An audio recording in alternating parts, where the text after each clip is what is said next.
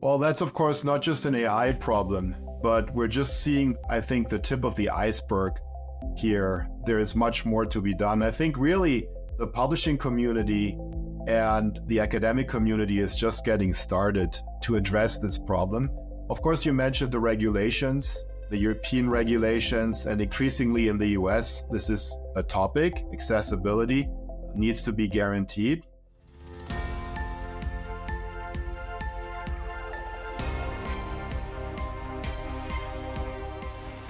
Welcome to another episode of insightsxchange, where we delve into the dynamic intersection of technology, academia, and publishing.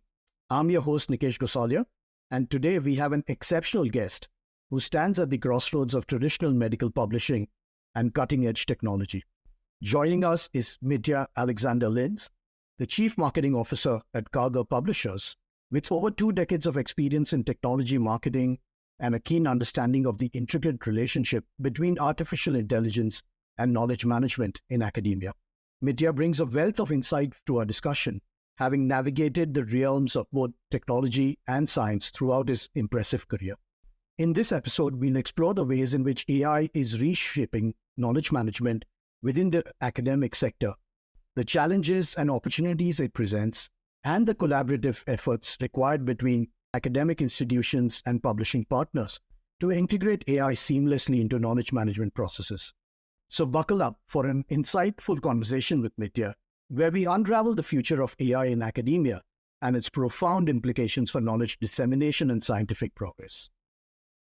Welcome to insightsxchange, Mitja. Thank you. Thanks for having me. Brilliant. So let's get started. Can you tell us a little bit about your interest and background in AI and knowledge management, especially as it pertains to academia? Certainly, Nikesh. I have a 20-year track record in information services and marketing with touch points on copyright licensing, software as a service, and lately publishing.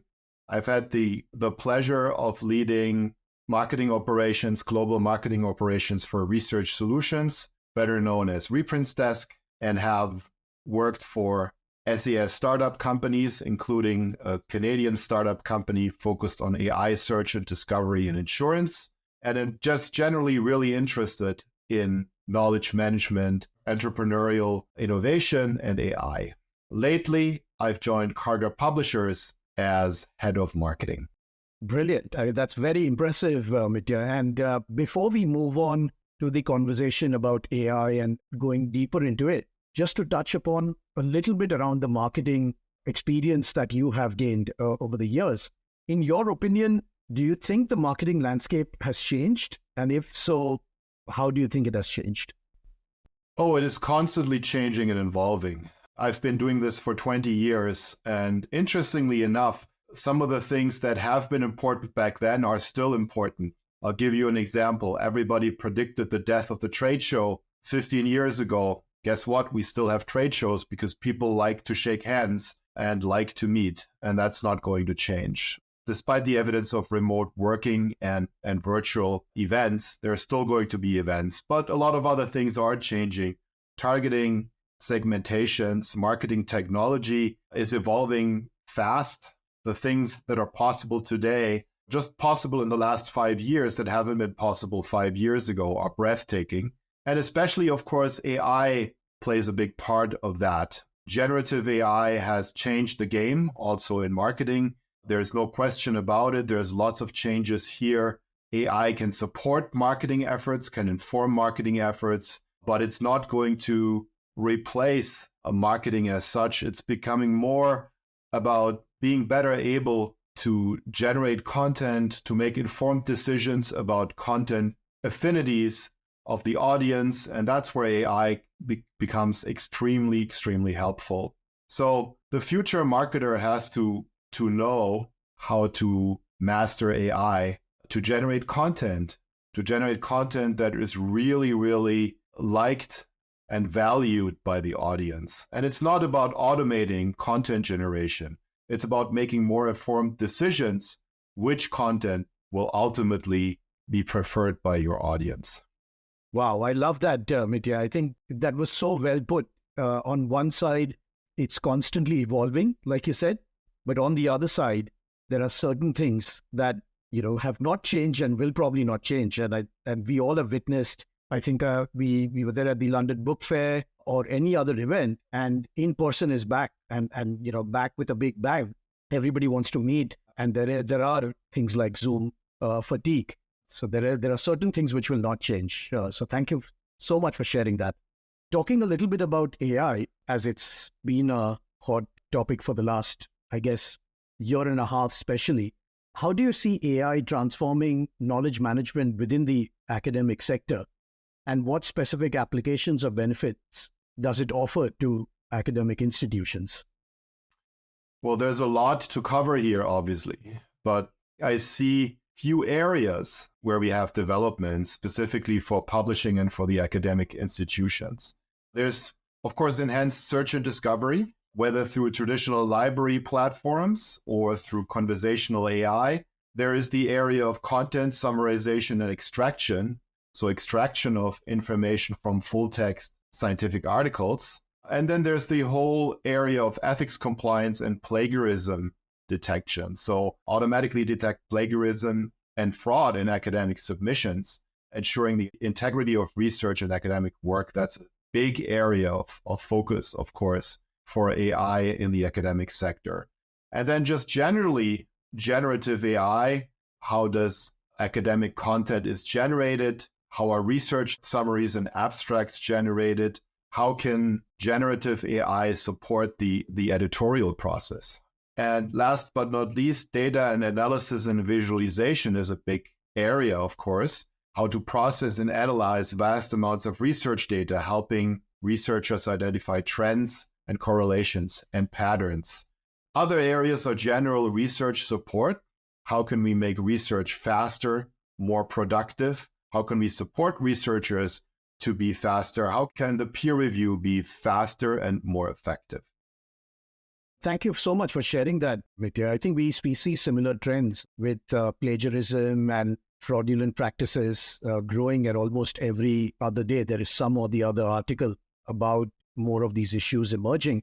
I think there is clearly a use case for some of the processes to be automated, but maybe the future is a bit hybrid, where you still need that human layer to check and ensure that new practices are not being followed. And then I think we also see a similar trend on the whole research communication space, where I think a lot of the plain language summaries could be automated to some extent by the use of AI, but also, visual abstracts. So I think that was absolutely spot on.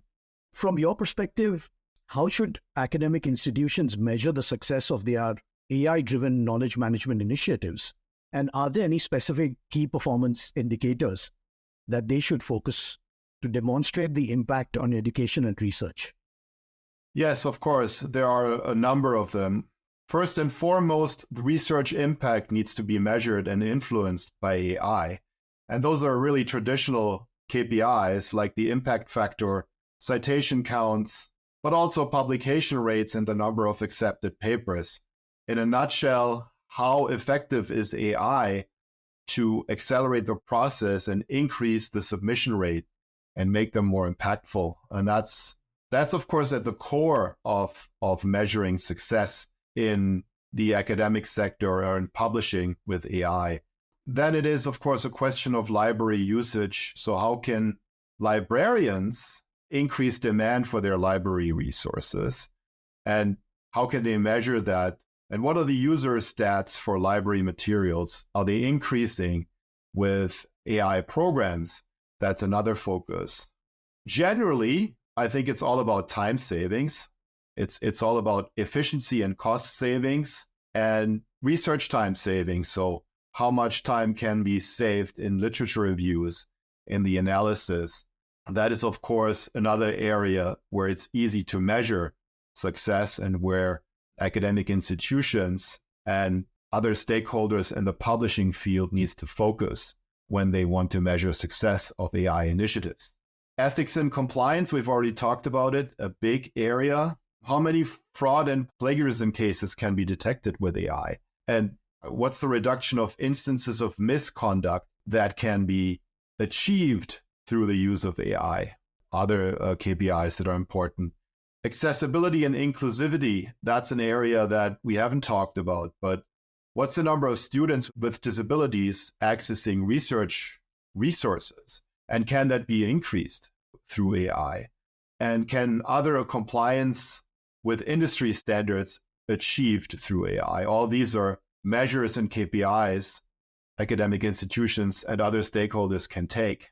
Generally, it's really important in my experience to really manage user adoption, to ask your internal and sometimes external constituents through regular surveys and feedback on how AI initiatives are going. So I think that's an important component of any type of feedback loop and measurement when it comes to AI initiatives. Got it. Thank you so much for sharing that, Mitja. I know you covered a very important aspect and something that maybe if you have any additional thoughts, it'll be good for the listeners to hear about, which is the accessibility.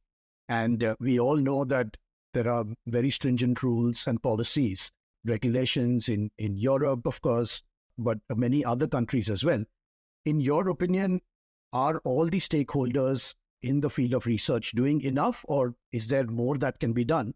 Again, through a combination of, is it just technology as the solution, or other things that the stakeholders need to do? Well, that's of course not just an AI problem, but we're just seeing I think the tip of the iceberg here. There is much more to be done. I think really the publishing community and the academic community is just getting started to address this problem. Of course, you mentioned the regulations, the European regulations, and increasingly in the US, this is a topic. Accessibility needs to be guaranteed. And I think, again, we're just seeing the beginning phase of those initiatives. I think there are lots of discussions in the industry, but I think we have yet to see sort of a comprehensive rollout of solutions. So I think we are on a good way. I think it's also important that the problem is recognized and discussed and talked about, but I think there is room for improvement across the board on the publishing side with lots of publishers who are facing this problem. We're taking it really serious, but it takes time to roll this out. I can say that from a Cargill perspective, we are really taking this problem very seriously and looking into it, looking at solutions, but they're not rolled out very quickly. So there's not much clarity around what it means and how we can address the problem of accessibility with effective solutions. Some of them are known, others are not, but in any case, it takes time to address the problem. Absolutely. I fully agree with you, and I acknowledge especially the fact about more clarity that is required, and the other is the speed, Mitja. And I also acknowledge, and I know for a fact that Cargill has been a leader in adopting technology and making processes as efficient as possible, trying out many new things. But I think we need the support of the whole industry to move forward at the pace that it requires. So thank you for that response. Moving from some of the success metrics and talking a little bit about the accessibility, maybe we can talk a little bit about the nitty-gritties, which is the challenges and opportunities in implementing AI for knowledge management in academia. So in your opinion, what unique challenges and opportunities do academic institutions face when implementing AI for knowledge management, and how essentially can these challenges be addressed? Well, I've already talked a little bit about the opportunities, the fields where we have all the areas where we have opportunities, starting from optimizing search and discovery to ethics and compliance, through general research support. And I think we're going to talk a little bit about that more in the call. So I'm just going to focus a little bit on the challenges, perhaps. There are quite a few challenges to be resolved. One of the most prominent ones I can see is, of course, licensing of scientific data, because all the large language models using scientific data for training purposes, they're doing so by not having really clarified copyright permissions before. And there's a lot of open questions now on how large language models can actually use the scientific corpus as a basis for training data and meet copyright requirements. And so that's a really open question. And I think the operators of large language models like OpenAI and others have just started to engage in that conversation with publishers on how to resolve that. But I think that's a question that needs to be resolved because there are legitimate concerns around copyright and copyright permissions that need to be given in the process. That's a really new field, so that's a big challenge. Another challenge is bias in training data. AI algorithms can inherit biases from training data, potentially disadvantaging certain groups. And that's not just a problem in publishing, of course. It's across the board when AI is being used. It's nothing new, but it's a challenge that academic institutions and other stakeholders in the publishing industry have to face and have to find solutions for, which are regular auditing AI models for biased, diversified training data and implement ethical guidelines. They have to ensure that that's the case. A third challenge that we probably see is AI detection. So there is actually a lot of AI used to detect AI. And that is, increasingly important. How can AI-generated scientific content be identified when used with fraudulent intent? Intent, for instance. Academic institutions need to enforce strict guidance around generative AI in research. I think that's something that is a big challenge, right? Because if there is an increased opportunity to use AI for making peer review processes more effective, there's also an equally increased opportunity for fraud and plagiarism supported by AI in publishing. So that's an important challenge that needs to be tackled. And just generally, maybe privacy and security, sensitivity of data of students and research data that needs to be addressed. Absolutely. I fully agree with you. And these are the real challenges, Mitya. I know you spoke about the fact that we will get an opportunity to talk a little bit about the kind of the positive side or the opportunities that might come up, not to kind of push you in a corner, but based on your experience and based on your expertise, looking ahead, what trends and technologies do you foresee shaping the future of AI and knowledge management for academia and publishing? Well, I think there are two areas to focus on. I think one has to do with the new evolution of data models that we're seeing. So data models are evolving. There are some trends that will impact AI performance massively for academia and publishing.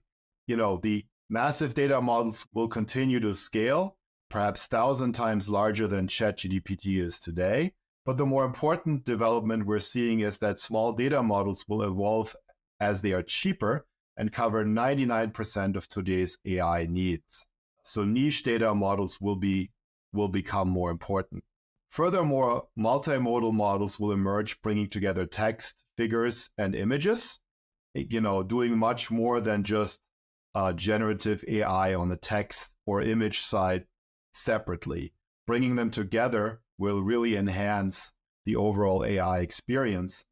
And as will integration with other tools, internet databases, other LLMs, and specialty software. I think specifically for academia and publishing, it's all about streamlining and enhancing peer review. And I think there's a few areas here. Of course, editing and writing, academic editing and writing is an important focus area for a lot of AI tools to improve the editorial process. There are manuscript screening tools. And then we have the interesting question of, could peer review entirely be done by an AI? A very interesting question that is also being looked at right now by several startup companies. Conversational search, generative and investigative AI, focusing on search and extraction are also becoming more important. AI-generated content like lay and expert summaries, highlights are also something that we'll see more of. Content recommendation engines and just in general, time savings in the editorial process. How can we be faster in the editorial process? How can we decrease the number of manual checks in the peer review process while at the same time keeping up the quality of the peer review process. That is going to be a big focus here on the opportunity side. Wow, all of that sounds really exciting and probably a little bit scary as well, Mitya. But like you said, the final bits that you mentioned is really important. That, how do we balance all of this, where we use technology, maybe go back, reassess what kind of role it is playing, and then modify it again with the viewpoint of automating a lot of the manual tasks. And I think all of this will be really important considering the volume of research papers that we are seeing, and the output just keeps growing. I think these are some very, very important areas that we have to keep an eye on. Moving on a little bit, as AI becomes more prominent pretty much in the near future, how can academic leaders strike the right balance between the expertise of human faculty and staff and the AI-driven knowledge management solutions? Yeah, I think there's almost a checklist here of recommendations to give. And I think what leaders are supposed to be doing is there's multiple focus areas. I think it is important to recognize that to see AI as a support, not a replacement of human activity. That's really key to understand. Emphasize that AI is designed to support and assist humans, not replace them. So it's all about promoting a culture of collaboration between humans and AI systems, and encourage the education of staff to view AI as a valuable tool that they can enhance their capabilities and productivity with. That leads to the next point. I think there has to be a definition of clear role and responsibilities, making it evident how AI can assist, augment, or automate certain tasks while human experts maintain decision-making and creative roles. So set clear boundaries and define those. Some of the larger publishers are already starting to do that, and other companies. Ethical considerations and oversight. So establish clear ethical guidelines for the use of AI in academic settings, and ensure that decisions involving AI are aligned with ethical standards and provide oversight to prevent bias and discrimination. I think that's another check on the checklist, sort of say, to look at for academic leaders and faculty. Just in general, and publishers, by the way, as well, or other stakeholders in the publishing industry. Just in general, I think it's important to provide training and skill development. So, provide training resources for faculty and staff to build AI literacy and proficiency, including the understanding of capabilities and limitations of AI tools and how to effectively work with AI-driven tools. So the training aspect to consistently really ramp up your own workforce and staff is considerable, and has to be a constant part of any AI initiative. And finally, transparency and explainability. So ensure that AI-driven decisions and recommendations are transparent and can always be explained. This allows humans to understand and trust the AI's reasoning, making collaboration more effective. So I think those are guidelines to be followed. I really like that, Mitja, especially because you referred to that as more like a checklist or guidelines that we should follow. And I fully agree with you that there is clearly a potential for AI to play a certain role. Human intervention is going to be extremely important, going forward. Talking a little bit more about AI, how is AI currently being utilized to enhance the scientific research processes within academia? And more important, are there any promising examples of its impact that come to mind? There are a lot of promising examples, so I'm not sure I can mention them all here. But in general, this is probably a good opportunity to mention that Carter Publishers is actively offering entrepreneurs and startup companies the opportunity to present their innovations. Carter Publishers is offering the Vesalius Innovation Award that is actually named after Andreas Vesalius, medieval pioneer of anatomy. And we do this now for several years, I think for 5 years. And we're just wrapping up for the 2024 season, and we've awarded a lot of startup companies and entrepreneurs in scientific publishing, healthcare, and AI with the opportunity to present their innovations, So maybe I could just give a few examples of some of these startup companies that have been awarded, but also that are out there and have not been. So some of them have actually gone through the process of the Vesalius Innovation Awards, others have not. So I think there's just some general areas, and I'll give some few examples in some of these areas. Search and discovery, I've already mentioned that. That's a big focus area, of course. Now we have, of course, the approach to integrate AI-based discovery into the subscription process. Something like Scopus AI is doing exactly that, for instance. That's something that Elsevier is offering. Sight AI, a company that was recently purchased or acquired by Research Solutions, provides conversational search and extraction of content from full-text scientific papers based on a conversational search engine. So that's something that is really interesting and is a little bit of a different approach than maybe the subscription-based discovery. And of course, we have another example, Resolute AI, also acquired by Research Solutions, searches multiple databases at the same time. So these are just some few examples on the search and discovery side. Of course, there is scientific writing. There are well-known tools like Scholarly, Writeful, and I think Cactus Communications has PaperPal, for instance. These are all we don't want to forget to mention that here.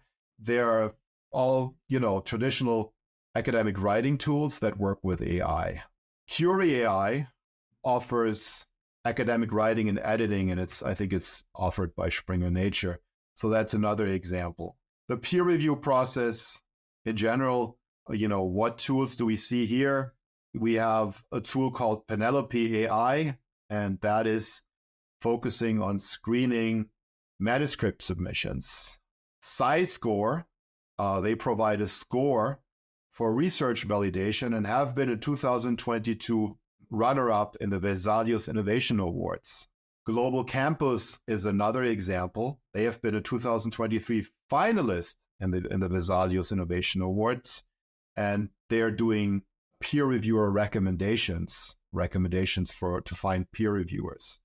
Just a few examples from the peer review process. Research integrity, of course, is a big topic. Image Twin was a 2023 Vesalius Innovation Award winner, and they are focusing on detecting research integrity issues with images and figures in scientific research. Clear Skies, another startup company that focuses on paper mill detection at scale. So those are all examples for startup companies out there and that are using AI to solve actual issues or real world issues in the publishing industry and in academia.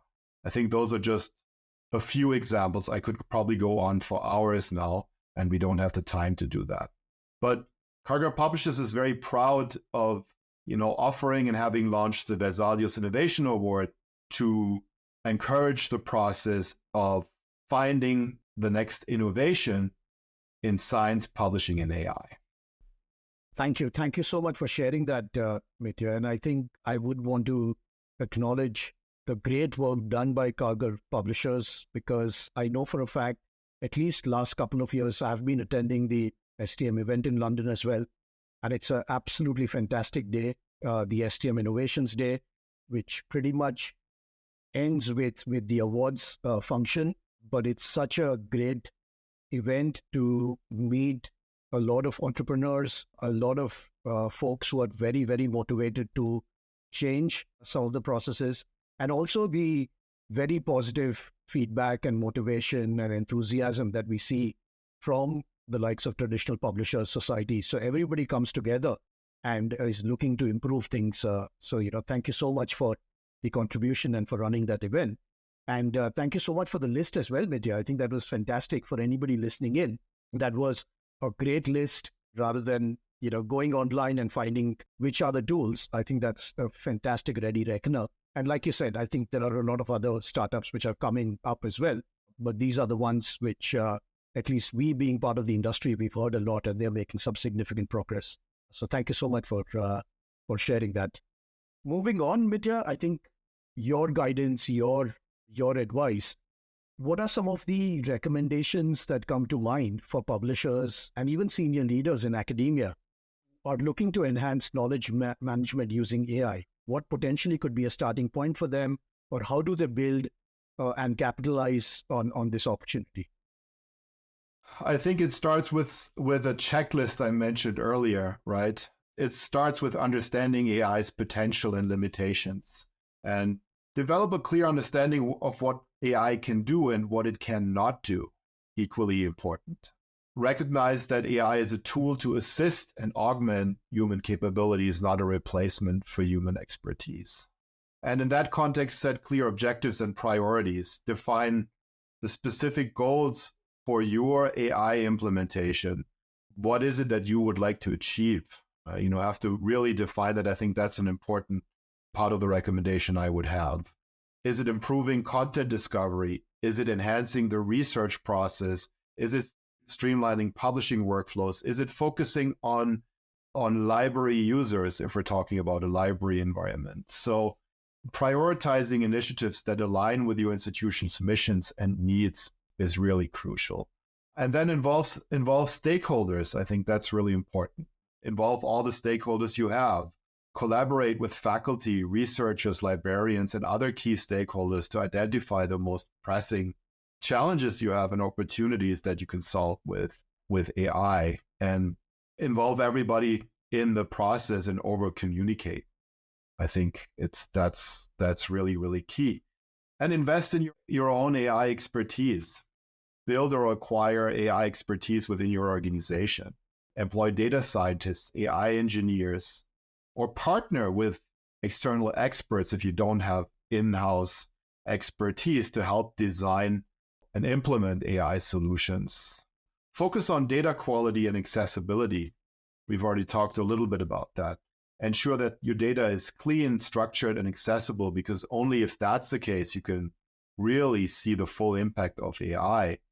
So I think we all know that high quality data is crucial for training AI models in the end and making informed decisions there. And don't forget the ethics, right?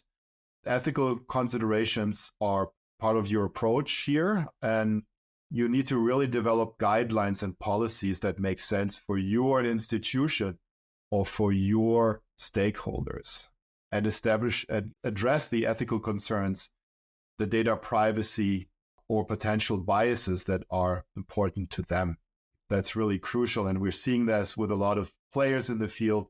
They are defining what's ethically important for them. And I think that's specifically given the fact that, from a government perspective or legislative perspective, I think we're still catching up. It's important for your organization to define that. And I think something else maybe to start small and scale. Don't start to do the big projects that are requiring a lot of resources and attention. Start small and start assessing impact before you scale up, right? Define a small area of your business or your institution where you want to see improvement, and monitor success very closely before you scale up. Those are important things. And just generally, and this is perhaps something that's more applicable for publishers than for academic institutions, just look at the opportunities you have in your specific peer review process and what enhancements can be done there. Fantastic. Thank you so much for sharing that, Mitja. And I think for anyone listening in, that is one of the best checklists that I've heard somebody share. And anybody interested in bite-sized content, just listen to that bit, and you'll just get so much information from that. So thank you so much for sharing that. That was absolutely fantastic, Mitja. And just before wrapping up, just to add a personal touch to this, when not at work, how do you spend your time, Mitja? Oh, I like to travel and read, and of course spend time with my son, who is an avid soccer fan. In extension, I've become one too. So, So is there any specific club or country that you follow? well, I'm originally from Germany, so we're all about that. Yes. Okay. So, Okay. Brilliant. Thank you so much for sharing and talking a little bit about that. thank you. As we draw the curtains on this insightful conversation with Mitja-Alexander Linss, it's evident that the intersection of AI and knowledge management in academia holds vast potential. We've explored the transformative power of AI, delving into its applications, challenges, and the exciting trends shaping its future role in academia and publishing. The delicate balance between human expertise and AI-driven solutions, the crucial metrics for measuring success, and the ethical considerations in handling sensitive information have been eye-opening topics. Mitya has painted a vivid picture of the dynamic landscape ahead. From unlocking discoveries in scientific research to enhancing education and collaboration, AI's impact is far-reaching. Publishers and senior leaders navigating this landscape, Mitya leaves us with valuable recommendations and strategies to embrace the power of AI in knowledge management. Thank you for joining us on this journey at Insights Exchange, where we have conversations with thought leaders who are shaping the future of academic research and publishing. Until next time, stay curious, stay informed.